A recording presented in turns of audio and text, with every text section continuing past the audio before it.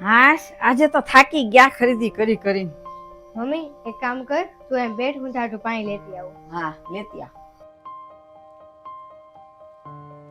આવી ગઈ ખરીદી કરીને? હા આવી ગઈ. કોઈ વસ્તુ તો બાકી નથી રહી ગઈ ને? ના ના કાંઈ બાકી નથી રહ્યું. આપણી છોકરી હારે હતી ને એટલે એને બધું યાદ કરી કરી મને બધું લેવરાઈ લીધું. કોઈ વસ્તુ બાકી થોડીક રહી જાય? મારો પગાર આખો ઉલાડીને આવી હશે. પપ્પા આ શું કહો છો તમે? મમ્મી બધી વસ્તુની ખરીદી છે ને જોઈ વિચારીને જ કરી છે. જે કહું છું ને એ સાચું જ કહું છું. દર વખતે એ આવું જ કરે છે. હવે બેઠી છે હું ચા મારી તો ચા બનાવી ના હજી મેં ચા નથી પીધી. પપ્પા તમને ચા બનાવતા તો આવડે છે, એટલે તમે પછી મોડેકથી આવે કે તમને ચા બનાવતા આવડે છે તો તમે હાથે ચા બનાવીને પી લેશો. ચા બનાવતા તો આવડે છે પણ ભાખરી બનાવતા નથી આવડતું. નાને મેં કીધું તું ભાખરી બનાવી નહીં નો. મારે તો આજ રહી ગયું.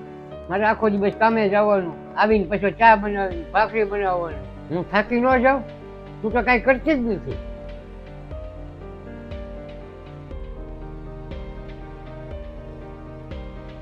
મમ્મી આ તો શું કરે છો? મેં તને કીધું નતું કે આપણે બજારમાં ખરીદી કરવા જવાનું છે? ચાલ ફટાફટ તૈયાર થઈ જાય, આપણે નીકળીએ. મારે ગામમાં નથી આવું, તું જા. અને છે ને 3-4 વાગશે ને એટલે તાર પપ્પાને છે ને ભાખરી જોશે ચારે ખાવા. અને હજી મેં ભાખરી બનાવી નથી. મમ્મી તારા વગર મારે ખરીદી નહીં થાય. હાલ ને ફટાફટ તૈયાર થઈ જાય ને તો આપણે નીકળીએ. હા તો રે 2 મિનિટ, હું તાર પપ્પાની ભાખરી બનાવી નાખું પછી આપણે નીકળીએ. અરે પણ મમ્મી ઘરમાં બીજા બધા નાસ્તા પડ્યા જ છે ને, ખારી છે, બિસ્કિટ છે, ખાખરા છે. તો પપ્પા ઈ ચા હારે ખાઈ લે છે. હાલ છે ભાખરી ન બનાવતો એક દિવસ. હા તો કાંઈ વાંધો નહીં, હાલો એમ કરીએ. તમને ખબર છે પપ્પા, મમ્મી તો મને બપોરે જ કહેતી હતી તમારે ચા પીવાની બપોરે ટેવ છે ને, તમે છે ને ભાખરી વગર ચા પીતા નથી. પણ મેં તેને ના પાડી હતી કે હાલ છે પપ્પા ખાખરા અને ખારી બીજો બધો નાસ્તો કરી લે ચા હારે. તું એની સાઈડ ન લે. એ વાત જ જોઈને બેઠી હોય કે બજારમાં ક્યારે જાય ને ક્યારે એનો પગાર વાપરી નાખે. સાંભળો, પણ હું છે ને તમારી જ બધી વસ્તુ લેવા ગઈ હતી બજારમાં. હું મારી વસ્તુ એટલી બધી નથી લાવી. હવે તું મારી સામે બોલવા માંડી એમ ને?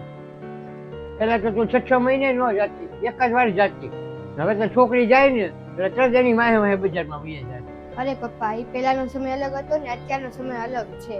તમે પહેલાના સમય ને અત્યારના સમય હારે ભલે વળખાવો છો. કોનાની સરખામણી ન કરું. તરત મારા ભાઈ ભાભી બધાને ધ્યાન રાખતી હતી. હવે કાંઈ ધ્યાન નથી રાખતી. હવે તો હાવ આળસુ થઈ ગઈ. હા તો હું થઈ ગયો છે, આપણો મોટો પરિવાર નથી તો આપણે પેલા બધા સાથે રહેતા તો મમ્મી એનું ધ્યાન રાખતી હતી. જો અત્યારે સાથે રહેત ને એનું ધ્યાન રાખે છે તો મમ્મી ના ન પાડે. અને મમ્મી કઈ આળસુ નથી થઈ ગઈ. અત્યારે તેની ઉંમર થઈ ગઈ છે, તેને થાક લાગે છે જેમ તમને થાક લાગે છે એમ. અને આગળ જતા જયારે મારા લગ્ન થઈ જશે ને મમ્મી તમારું ધ્યાન રાખશે ને તમારે એકબીજાનું ધ્યાન રાખવાનું છે. એટલે તો તમને કેટલા સમયથી બેને સમજાવું છું કે તમે બેને છે મારા લગ્ન થઈ જશે તો તમારે બેને એક સાથે રહેવાનું છે, તમારે બેને એકબીજાનું ધ્યાન રાખવાનું છે.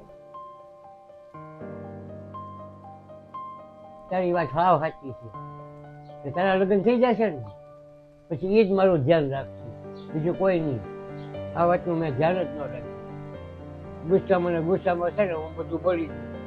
એ મારે બોલવાનું નહોતું. ના ના, તમારે કાંઈ માફી માંગવાની જરૂર નથી. અમારે ત્યાં આવવામાં મોડું થઈ ગયું છે. મારે માફી માંગવી પડે તમારી પાસે. ના ના, તારો કાંઈ વાંક નથી. તું તો ગઈ હતી આપણી છોકરી આવે જ છે ને તો બજારમાં જઈએ તો વાર તો લાગે જ છે ને. હું જ ખોટું થોડુંક બોલી ગયો. હવે મને માફ કરી દેજો.